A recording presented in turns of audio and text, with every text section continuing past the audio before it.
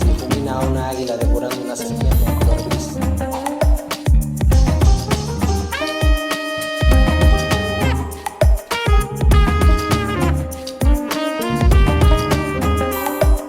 Comparte México.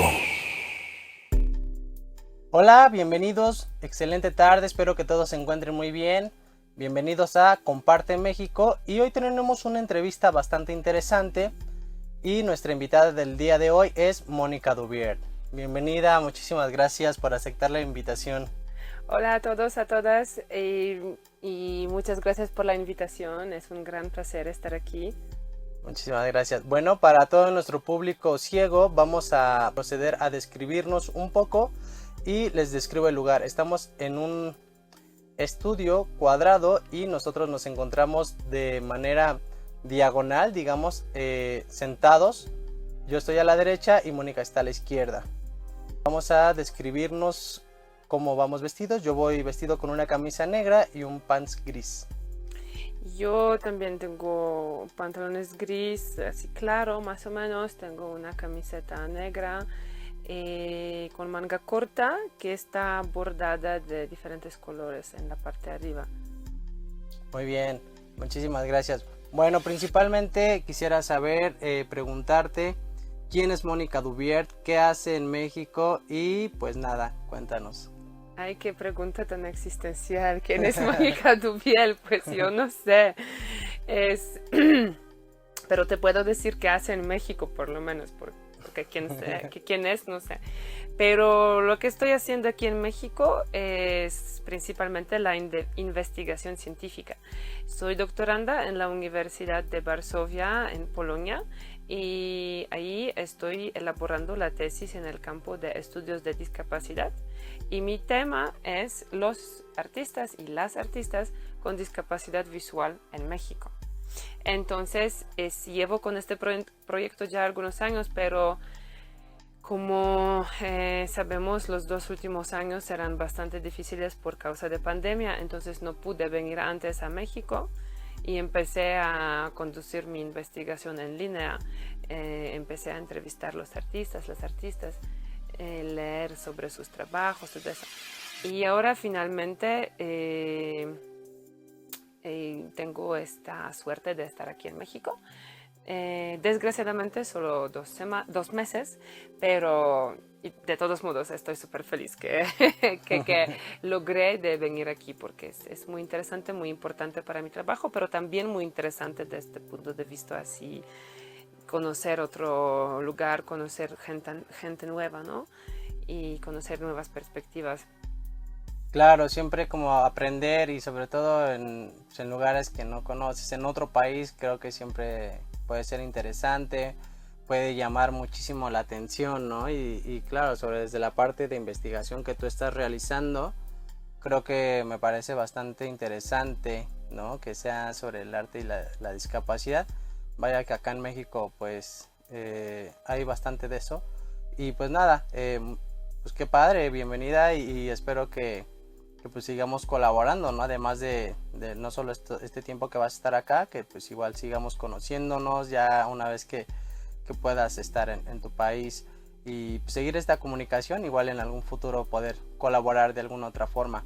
Claro. ¿Qué más haces aparte de la investigación, digamos, de la parte académica?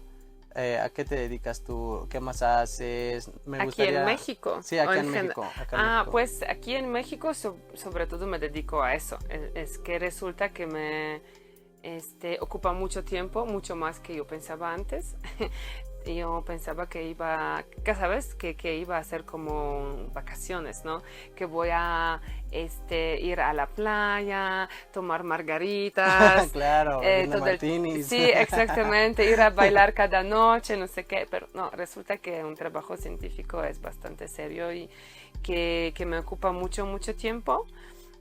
Porque no es solamente encontrarme con las personas, pero también después analizar este material, escribir algunas notas y todo eso. También, por ejemplo, leer más sobre algunas cosas sobre que aprendí aquí, que no tenía ninguna idea que existían. Claro. Entonces sí, pero claro que un poco de turismo también. hago? Pues fui a Oaxaca, por ejemplo, para unos días y era muy interesante porque era el periodo del Día de los Muertos. Ajá. Entonces ahí vimos las celebraciones, todas las calendas y todo eso. También de la ciudad de Oaxaca viajamos un poco en los valles centrales, fuimos a Teotitlán del Valle, fuimos a San Antonio del Castillo, a Monte Albán, obviamente. Pasé también algunos días en la costa de Oaxaca, en Mazunte, y ahí sí que tomaba mis margaritas y andaba a la playa, pero siempre con mi computadora escribiendo, ¿no? Entonces así estaba tumbando en mi hamaca con una cóctel, pero todavía escribiendo doctorado. Entonces era súper chulo. Trabajo muy relajante, ¿no? Sí, ¿no? ¿Y qué más? Y también fui a Guadalajara y pasé unos días en Guadalajara y estoy aquí en la Ciudad de México. Muy bien, muchas gracias. Pero cuéntanos un poco más de tu impresión sobre la accesibilidad en México o en la Ciudad de México. ¿Qué tal te ha parecido? O bueno, que has tenido oportunidad de comparar estas tres ciudades, ¿no? Que es, bueno, la ciudad de Guadalajara, Ciudad de México, y que has estado en Oaxaca, en varios municipios. Cuéntanos, ¿qué diferencia te encuentras entre Sabes ellos? que hablando del tema de accesibilidad en general aquí en México, me parece que hay que comenzar de eso que es lleno de que hay muchas contradicciones aquí. Porque de un lado te parece, por ejemplo, metro aquí en la Ciudad de México, ¿no? Te parece muy accesible porque tienes estas guías táctiles por todos lados, pero por otro lado a veces te llevan a un lugar que no te sirve porque te lleva a una pared, por ejemplo, Claro, ¿no? claro. Entonces, pero está bien que hay estas guías de todos modos. Algunas cosas que me sorprendieron, por ejemplo, en Oaxaca, es que en el centro de Oaxaca, en las esquinas de las calles, tienes placas con braille que te dicen los nombres de las calles. Okay. A mí nunca se me ocurriera tocar las paredes de las casas, pero una amiga me lo mostró y ahora sé que eso existe y si voy a Oaxaca puedo tocar las esquinas y así orientarme. Es muy interesante y nunca vi en mi vista, nunca he visto en mi vida placas con braille en las calles. Entonces es algo bastante novedoso para mí. Claro. En cuestión de accesibilidad en Varsovia, en esta ciudad donde has estado pues, radicando estos últimos años, en Polonia, no sé qué más ciudades has tenido oportunidad de radicar, pero en ese sentido, ¿qué accesibilidad podemos encontrar en Polonia? ¿Qué tan diferente es? Sí, es que yo vivo en Varsovia desde muchos años, pero también tengo experiencia de vivir bastante tiempo en España, en Barcelona y en Madrid. También en Italia, en muchas ciudades y en Lisboa, de Portugal, en Estados Unidos. Entonces tengo mucha comparación. Y es que, ¿sabes? Las soluciones sí que están aquí, ¿no? Porque, por ejemplo, si tienes banquetas, ya en muchas banquetas tienes estas guías, en metro tienes estas guías. Por ejemplo, tienes también las bajadas cerca de... para cruzar la calle. Las rampas. Las rampas, sí. También a veces hay sonidos, por ejemplo, si tienes semáforos tienes sonidos, pero no siempre. Entonces sí que hay estas soluciones. Lo que pasa es que no funcionan a veces aquí. Y, por ejemplo, tienes guía, pero también tienes un puesto que está en esta guía, entonces no la puedes usar, ¿no? Claro, no son entonces el manejo de estas cosas que ya ustedes tienen es lo que se puede mejorar un poco. Pero, por ejemplo, lo que me gustó muchísimo en cuanto al tema de accesibilidad cultural es cuando fui a Ciudad de Guadalajara. Ahí tienen Museo Cabañas, donde se encuentra la capilla pintada por José Clemente Orozco. Está cubierta por sus frescos. y es una cosa muy impresionante, pero si tú no ves estos frescos, pues entras como a cada un otro iglesia, ¿no? Entonces no te impresiona mucho. Pero lo que hicieron ellos allá es una sala multisensorial donde sobre todo hay reproducciones táctiles de muchos de esos frescos, como 15 o algo así, pero también tienen instalaciones multisensoriales para que puedas imaginar que está representado en estos frescos. Por ejemplo, hay una instalación que puedes tocar algunos trozos por ejemplo, de cerámica, porque cuentan estos frescos cuentan de la historia prehispánica y la historia de conquista, ¿no? Entonces, por ejemplo, puedes oler el olor de copal. Ajá. Puedes tocar y también comer semillas de cacao. Y puedes tocar algunos de estos elementos de cultura prehispánica como cerámica, si no me equivoco. Después tienes una instalación que se refiere más a estos conquistadores, entonces ahí tocas las herraduras, armas, cadenas, todo eso, Como ¿no? todo lo que se importó del viejo continente, ¿no? Sí, entonces, y después una cosa muy interesante es que porque todos estos frescos, este fresco principal se llama Hombre de Fuego, ¿no? Porque en la cúpula hay este Hombre de Fuego que es muy, muy grande, y ahí en esta sala tienes la reproducción de la mano del Hombre de Fuego en tamaño original. Entonces, tocando esta mano, que es enormísima, como tiene 1 metro, puedes imaginar qué tal grande es todo el hombre, ¿no? Claro. Entonces sí, era una cosa que me impresionó mucho porque es algo muy, muy novedoso y muy bien pensado y muy así trabajado. Entonces a todos les recomiendo. Bastante completo. Sí, ¿no? a todos les recomiendo ir a Guadalajara a este museo. Muy bien, muchas gracias. Y cuéntanos, ¿cómo fue la infancia de Mónica Dubiel? Mi infancia era muy feliz. Yo soy hija única.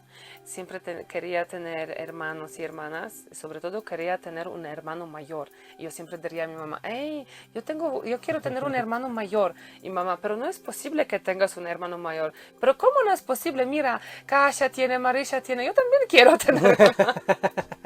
Pero vale, eso en plan de una anécdota. Pero mi discapacidad visual se empezó cuando era niña, cuando tenía como 4 años. Se empezaron algunos problemas de mi vista, pero todavía podía ver algo. Es que bastante, mucho. Tendría que, ¿cómo se llaman? Llevaba los lentes y ya eran lentes muy, muy fuertes, pero en este momento funcionaba más bien como persona con baja visión. Podía escribir, podía leer con los caracteres muy grandes, pero sí. Y a finales de la primaria ya me di cuenta que ya no veo nada en este cuaderno, entonces no tiene sentido fingir que estoy escribiendo, ¿no? Que estoy leyendo, y empecé a usar máquina de braille, y desde este momento empecé a tomar todos los apuntes en braille. Cabe mencionar que no fui a escuela especial, aunque en estos tiempos en Polonia, como eran inicios de años, la mitad de años 90, no era típico, no era usual que un niño con discapacidad fuera a una escuela normal, digamos, pública, ¿no? Claro. Normalmente se fueron todos a las escuelas especiales. Es que en Polonia tenemos escuelas especiales para los niños ciegos, y también escuelas para los sordos y escuela para los con discapacidad intelectual. Que como que están seccionados por discapacidad, ¿no? Para que les Ok. puedan atender mejor, porque en la escuela para los ciegos tienen todos profesores conocen braille, y así tienen todos estos utensilios para enseñarles las mejor, herramientas. todas las herramientas, todo eso. Pero no son muchas estas escuelas, entonces si eres un niño de un pueblito pequeñito, tienes que ir y vivir en un internado, ¿no? Que para un niño que tiene, no sé, 5 o 6 años puede ser bastante difícil. Que no era mi caso, porque en mi ciudad sí que hay esta escuela, pero lo que se decía en estos tiempos, y a veces se sigue diciendo, que el nivel educativo no es muy alto en estas escuelas, que es mucho más bajo que en la escuela regular. Entonces mi mamá no quería que yo vaya a este tipo de escuela y quería que yo vaya a una escuela regular.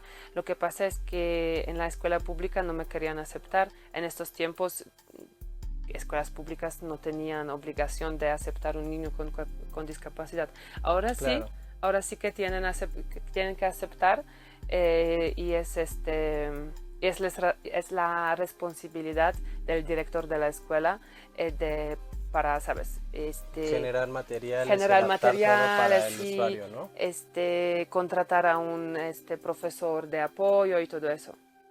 Pero en estos Ok. momentos no. Entonces yo fui a escuela privada, y para primaria y para secundaria. Después, cuando ya, ¿sabes? Tenía 15, 16 años, 15, 17 años más o menos, Ajá. 16. Y estaba para ir al bachillerato, ya decidí de ir a una escuela pública.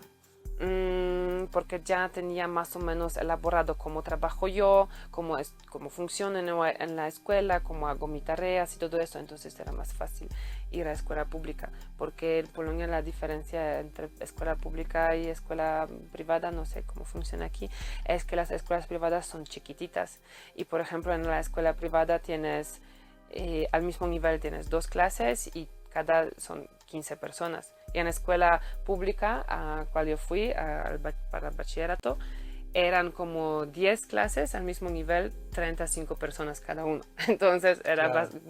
diferencia bastante grande. Pero así fue. Y sí, más o menos en este tiempo también empecé a usar este computador.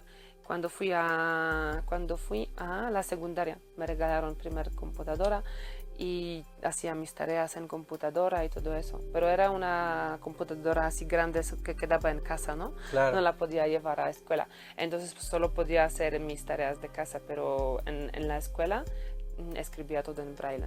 Ok, muy bien, muy interesante. Y entonces, toda tu adolescencia, te desarrollaste, o tu círculo fue con personas normovisuales, digamos. Sí, es correcto. Entonces, y bueno, ¿has tenido oportunidad de poder interactuar con la sociedad, con personas con discapacidad en Varsovia? Sí, sí. Fíjate que yo llevé muchísimo tiempo sin casi ningún contacto con la comunidad ciega, porque como mi mamá siempre me quería, ¿sabes? Digamos, mantener en esta sensación que yo soy normal, que hago todo lo que hacen otros niños y niñas, que integrarme y todo eso. Claro. Entonces no tenía mucho que ver durante mi adolescencia, como fui a las escuelas no especiales. Y cuando fui a la universidad, al inicio tampoco, pero por casualidad, después del segundo año de la universidad, cuando estaba en el segundo año de la universidad, en mi residencia de estudiantes, se me acercó una chica diciendo, pues mira, yo te vi en el pasillo andando con tu bastón blanco, entonces supongo que eres ciega. Y sabes que tengo una amiga que va a una crucera en un veliero, ¿no? Un barco de vela grande. Ajá, un crucero. Crucero, sí, y donde van personas ciegas. Y quizás estás interesada. Y yo, pues, nunca se me ocurrió pensar en navegar, pero ¿por qué no? Okay. Y yo acepté, y ella me dio este número a esta chica me dio número a los organizadores, y ellos me dijeron que sí, que todavía tienen plazas, Espacio. sí, que Ajá. tienen este espacio, y yo me apunté. Y era una cosa muy chula, así se empezó mi aventura con navegar. Porque es un proyecto que se llama Ver el Mar, zobaczyć morze en polaco, ver el mar, y está diseñado en este modo que la mitad de la tripulación son personas ciegas o con baja visión y la mitad de la tripulación son personas sin discapacidad. Entonces tienen que colaborar, no es así que las personas con discapacidad son como pasajeros, no tienen que hacer nada. No es que sea nada más de paseo por el Ajá, mar, pero no, hay que colaborar. meten las manos. Oye, qué Exactamente. interesante. Y este crucero dura como una semana.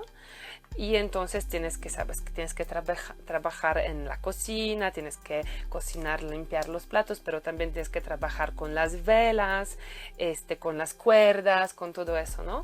Oye, perdón que te interrumpa, pero eso me parece súper interesante y súper padre. ¿Dónde firmo para ir? Yo quiero. Porque pues me ya encanta, tenemos todo nuestros eso. contactos y yo te puedo avisar porque lo hacemos durante vacaciones. Este Ok. año fue a finales de agosto y al inicio de septiembre.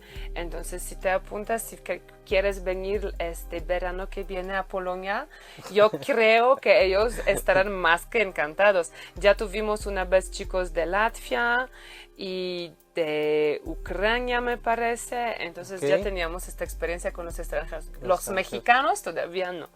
Bueno, no te aseguro que sea este mediados de año, pero trabajaré fuerte para ir a Polonia, claro Ok, que sí. perfecto. Pero oye, pues es muy interesante toda esta experiencia en el barco y ahí fue donde empezaste a relacionarte más con las personas con discapacidad visual. Sí, así conocí más personas con discapacidad visual y con algunos sigo hasta ahora en contacto.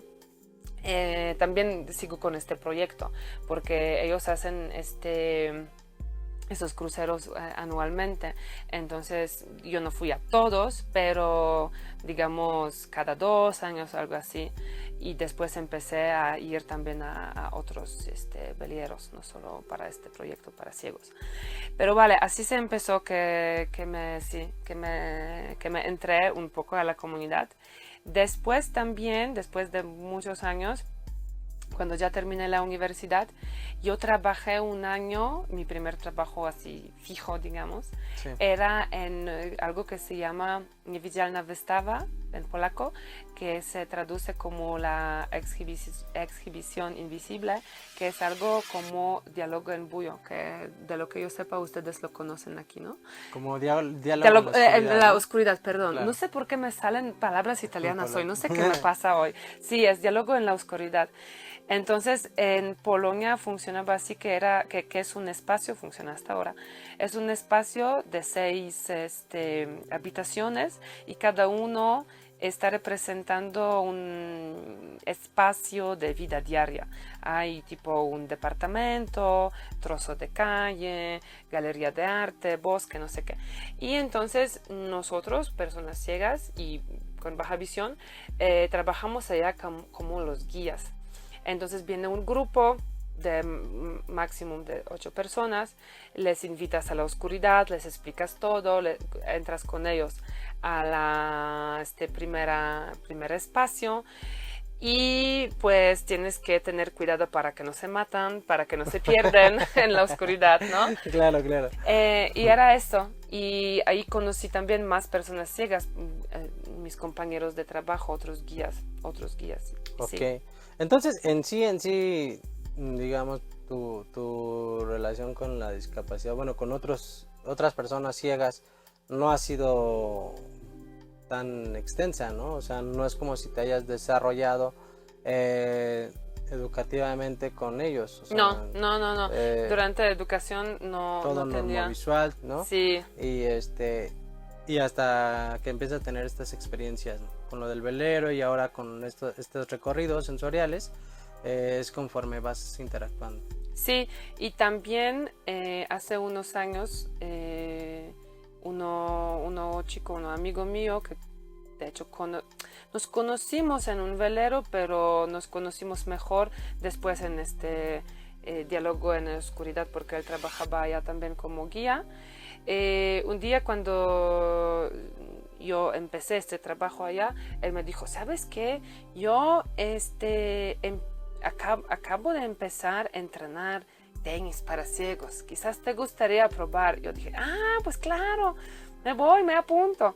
Y así era otra comunidad de personas ciegas a que entré y con Ajá. que sigo hasta ahora porque sigo entrenando, vale, cuando estoy aquí en México no, pero espero que cuando vuelva todavía habrá este espacio para mí en nuestra escuadra, en nuestro equipo. Entonces sí, es otra comunidad de personas ciegas y con baja visión con quien tengo contacto. El diálogo en oscuridad ya no trabajo allá desde 5 años. Entonces, Ok, pues muchas gracias. Oye, cuéntame cómo funciona, qué adaptaciones tiene el tenis para ciegos, porque es muy interesante.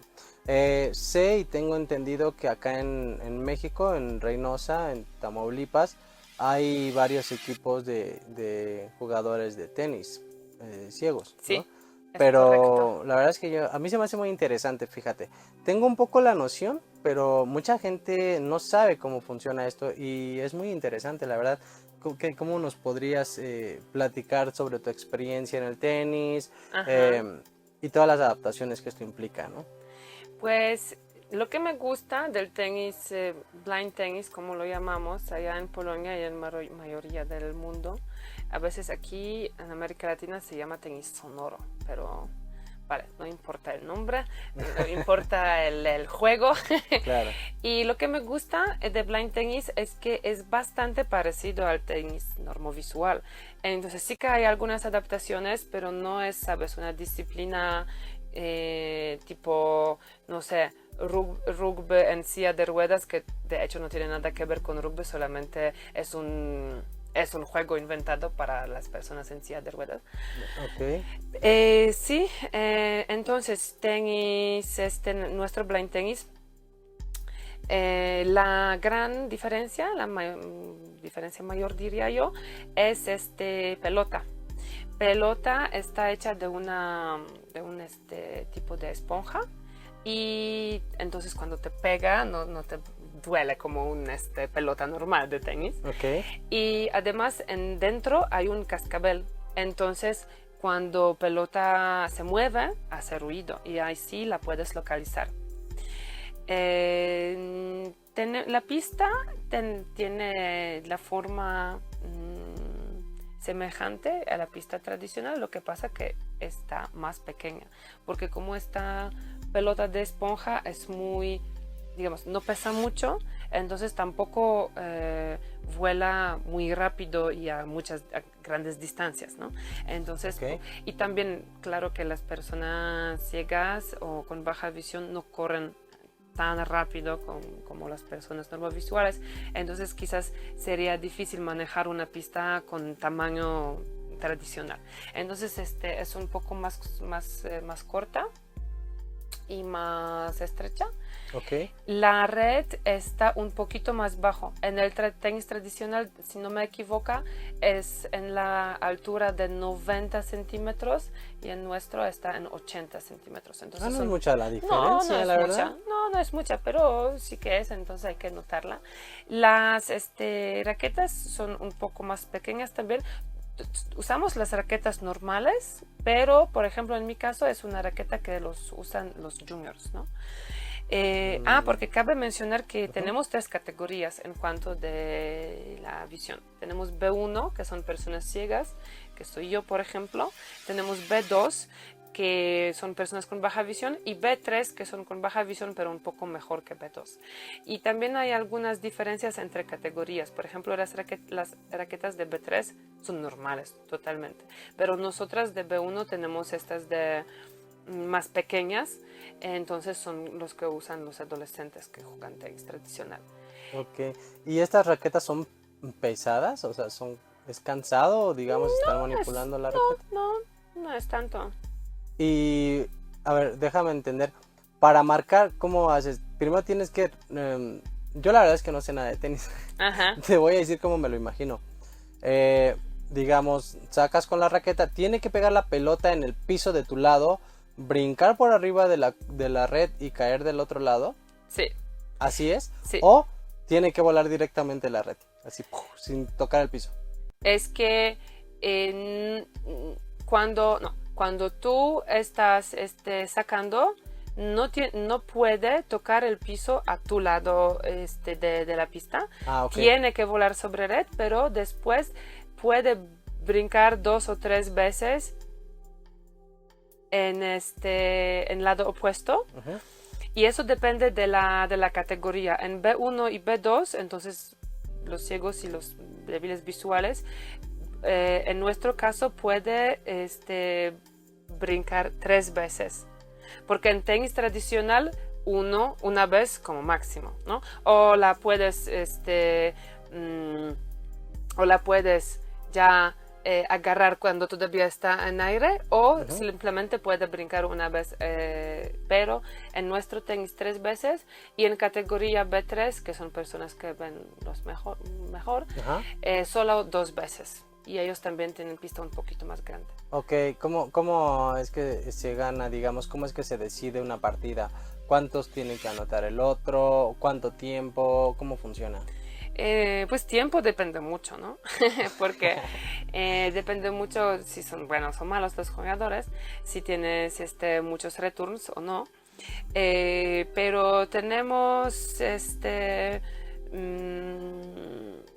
usualmente son cuatro games que constan un set. Pero por ejemplo, si tenemos un torneo, en los finales jugamos 2 sets. En este playoff usualmente un set para que sea más rápido. Dinámico. Ajá. Ujú. Ok. Oye, pues muy interesante. ¿Y tú has formado parte de esta disciplina, de este deporte? ¿Has competido fuera digamos, de Polonia, de otros lugares? Sí, fui 2 veces a España. Y, primera vez era justo al inicio de mi carrera como tenisista, entonces era como, yo en este momento entrenaba como 7 meses, entonces no era gran sorpresa que ni siquiera salió del grupo. Pero en la otra ocasión, 2 años después, o año después, no, 2 años después me parece, también en España, en este torneo internacional, ya salió del grupo y llegó hasta el cuarto, a los cuartos, ¿sí? Finales, ¿sí? Se dice. Entonces, Cuartos de final, ¿no? cuartos de final, sí. Ok. Y perdió con una alemana. Y este año tuvimos el torneo internacional en Polonia, a que vino también este equipo de Reynosa, un chico de Reynosa, Ok. que saludó mucho y saludó a todo este equipo de Blind Tennis de México. Allá, no me recuerdo, me parece que llegó hasta final o semifinal. No, pero recuerdo que de nuevo perdió con la misma alemana. Ok. Sí, me parece que llegó al final.